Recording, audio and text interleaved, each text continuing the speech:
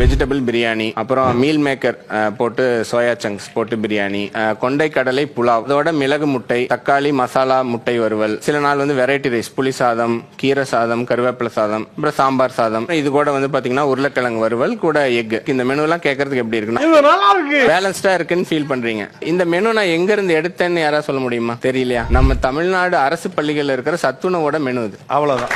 சும்மா ஏதோ சாம்பார் சாதம் ஏதோ கொடுக்குறாங்கன்னு நினைக்கிறாங்க.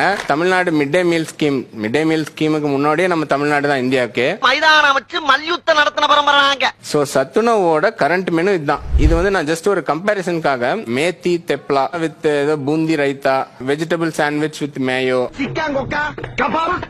வெஜிடபிள் பிராங்கி அல்லது vegetable egg frankie, veg role.